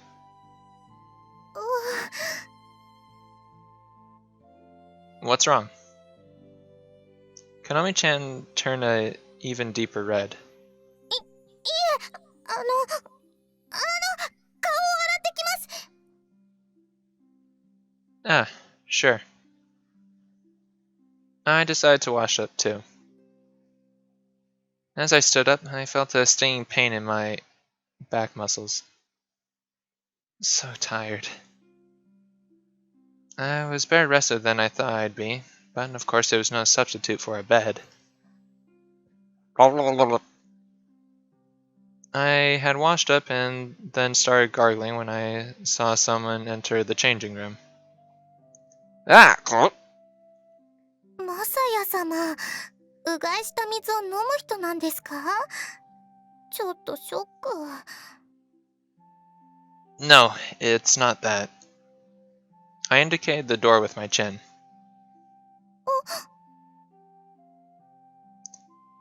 Huh? It won't open. We think it might be warped from the earthquake last night. Eh? Is that Okanogi Masaya-kun? Yes. And there's someone else. What are you two doing in there? Eh? Whoops, I forgot to consider how someone might interpret this situation. And you're naked! How improper! We're in bathing suits, actually. You think that makes a difference? It made a big difference, actually.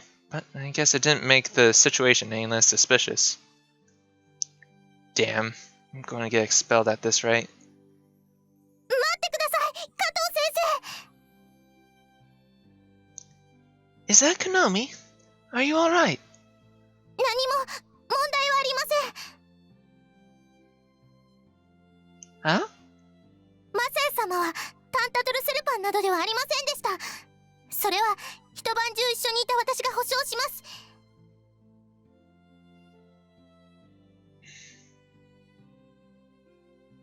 You do understand what you're saying? You said all night long. What were you two doing in the bath to begin with? それ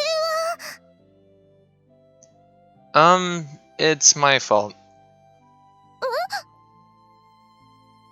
I gave Konomi-chan a wink. I really wanted to try out the public bath, so I figured it would be okay if I did lay at night while wearing a swimsuit. Then, Konomi showed up, too. I think she wanted to practice her dog paddle. Dog paddle? I winked desperately at her. そうです。そう。夏も近いですし、誰もいない時間帯ならいいかと思って。 And that's why you're wearing a swimsuit? はい。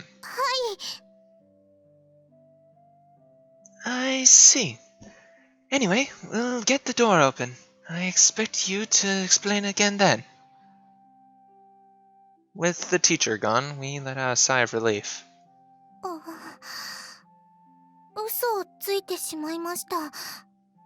私、今まで一度だって先生に嘘なんかついたことはなかったのに。 Well, that's okay. Little white lies are a natural part of student life. そうですね。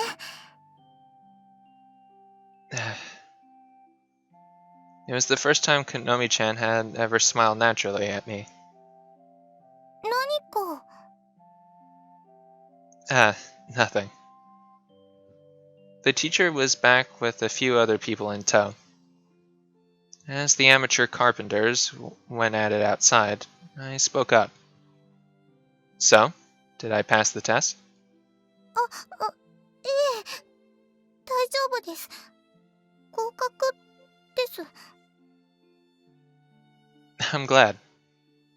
うん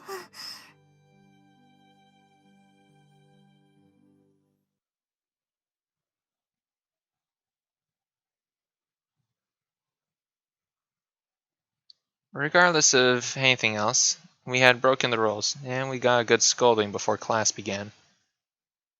When we were finally free from the tongue lashing and out in the hallway, we shared a smile of accomplices. Konomi-chan and I were partners in crime. When I thought about it that way, the tongue lashing we had received didn't feel so bad.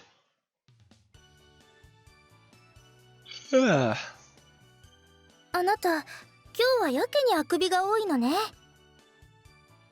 Yeah, I'm pretty sleepy. No one else seemed to know what happened. The teachers must have kept the information tightly under wraps. I guess the earthquake woke me up. ああ、ゆうべの、あれ、大きかったものね。私もびっくりしちゃった。私もです。パンターベルも怯えてしまって、クークー泣いていました。Oh no, poor Pannerbell. Though I imagine that that's pretty rough to go through, having an animal of any sort just go yapping away. 地震の影響で、ゆうべは停電してしまったそうね。まあ、大方の人は就寝していたでしょうけど。ただ、冷蔵庫の中は無事だったのでしょうか。それが少し心配で。ああ、そういえば。確か学校には発電機があって、非常時は自動で作動するようになっているそうだから、多分大丈夫じゃないかしら。Wow, really? ええ、発電機なんて意外かしら。Oh, no, it's not that. It just surprised me, since the power in the bathtub... Bleh. Sorry, slip of the tongue. It just surprised me, since the power in the baths had gone off. Of course, I didn't say that. I just said the lights in my room weren't working.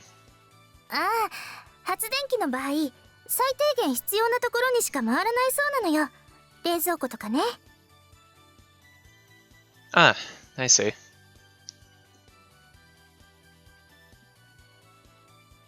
Oh, that's a nice shot. Got everyone here for tea. After lunch, we all had tea together. 今日は好みは来ないの？みたいだけど、好みに用でも？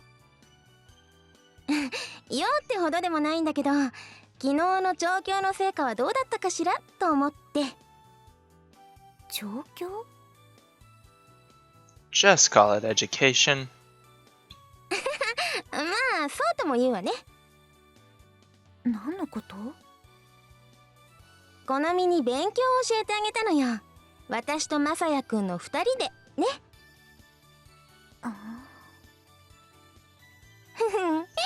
何の勉強だと思う？そう。何よ、食いつきが悪いわね。だってわかるはずがないから。でもちょっと妙な組み合わせですね。先生役が彩香様とまさやさんだったんですか？まあ私はおまけみたいなものだけどね。主役はあくまでまさやくんよ。はあ。何のお勉強かというと、 Ayaka-san took a dramatic pause, then grinned. 性教育。え？あら。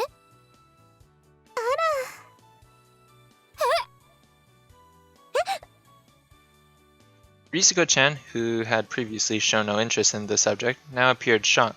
Her eyes went wide. 性教育って。だって律子だって一昨日の夜は謝っていたじゃない。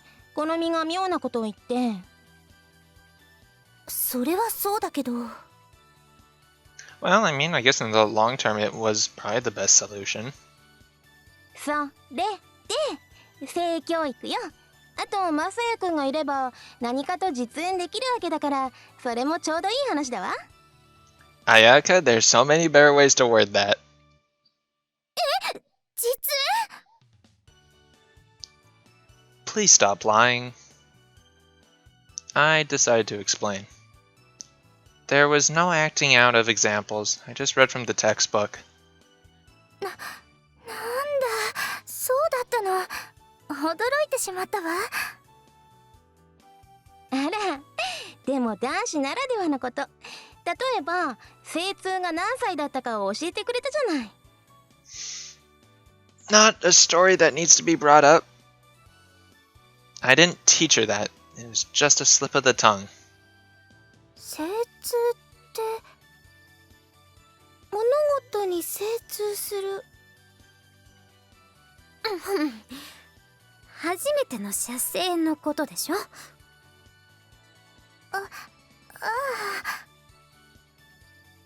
I wondered how we got onto this subject in the middle of the afternoon. It didn't seem like polite tea time conversation. I felt very aware of my crotch all of a sudden and quickly closed my knees. で、何歳だったわけ？ Why do I have to talk about this? それもそっか。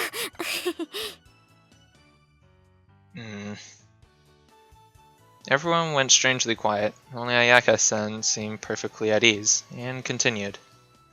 それで昨日は結局分かってくれたようなくれなかったようなって感じではあったんだけど、どうだったかしら。なぜマサヤ様に結果を尋ねるの？え？だって二人で教えたんでしょ？ええまあなんとなくというか。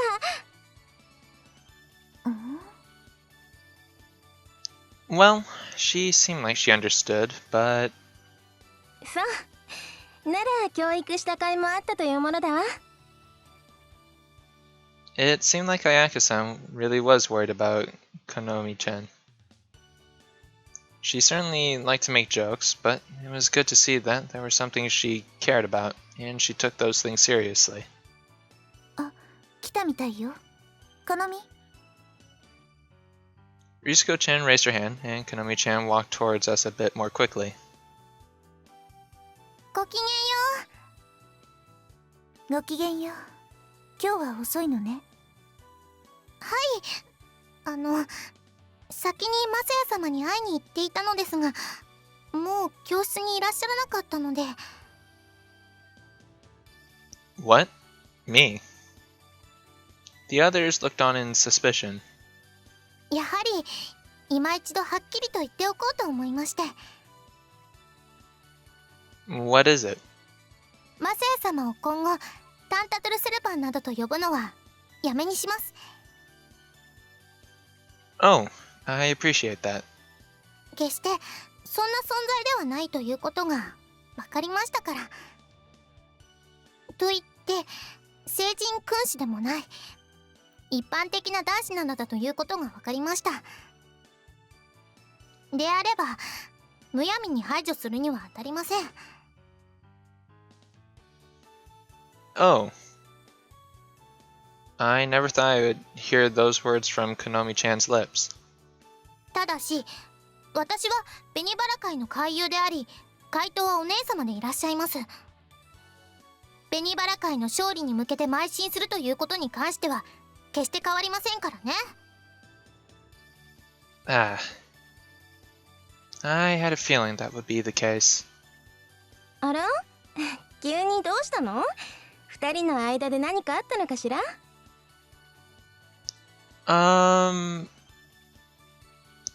The information hadn't gone out yet, but while I was choosing my words, Konomi-chan just spoke up offhandedly. Oh no. 私たち裸のお付き合いをしたのです。Konomi?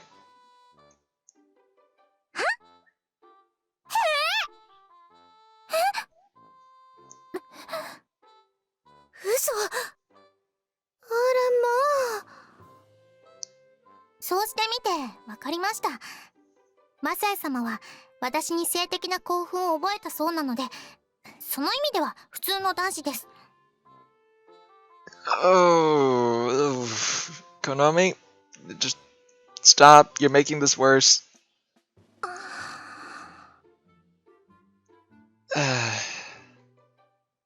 I let out a pitiful noise, but Konomi-chan continued without seeming to notice. ただ、陰茎の勃起は確認できませんでしたので、だからセーフかなと。あなた一体何を言ってるのよ。 Ayaka-sama's face had frozen in an expression that almost looked like laughter. At last, she noticed the group's dumbfounded reaction, and her cheeks turned bright red. すみません。ゆうべは勃起とか性的な興奮がどうとかいう話ばかりしていたので、つい。Konomi-chan just... はい。ということで、お姉様、タンタトルセルパーの疑惑は晴れたことですし、今後はあまり警戒する必要はないかと思います。そう。Risuka-chan nodded hesitantly in response to Konomi-chan's proclamation. Well, we're dead!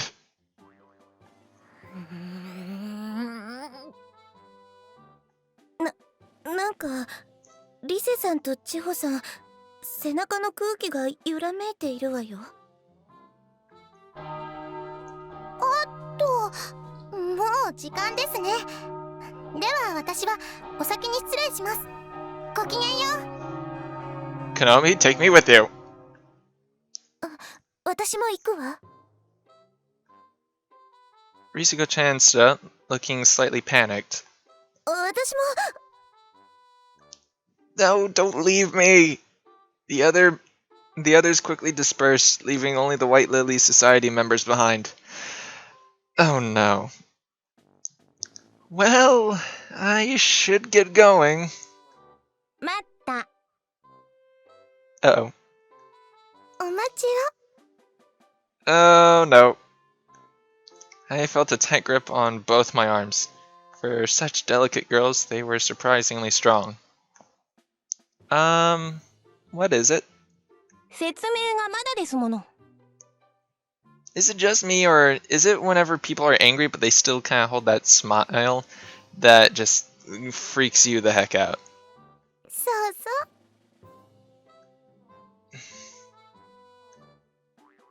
う。マサヤ。 We're dead. Risa-san and Chiho-san suddenly turned towards me. Their faces were bowed, so I couldn't see their expressions, but I could tell they were terrifying. Then they both drew towards me. I could feel the violent pressure drawing near. I stood up to run, but they held my arms tightly. 一体どういうこと？説明してくださいな。 Well, rip Masaya. Ugh. I wanted to explain, I really did, but the tight grip around my neck made it impossible.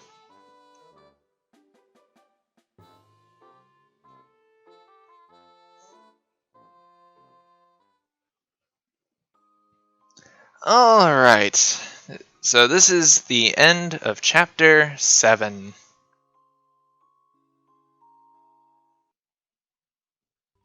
第8話、良きサマリア人の例え。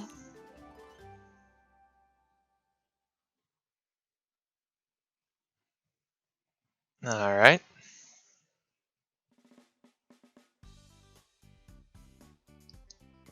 Alright, well, here we go. So, that is chapter 7, or chapter 8, if you want to count the prologue.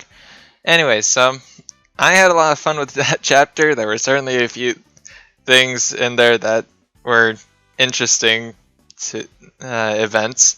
It's very possible I'll have to make this, put an 18 plus rating on this episode for certain reasons. Anyway, I hope you enjoyed this. I had a good time with it. So, if you enjoyed, hunt down the like and subscribe buttons. That would help me out a lot. Also, be sure to follow me on Facebook and Twitter. I will leave those in the description below. And until the next chapter, I hope to see you there. And until then, stay cool.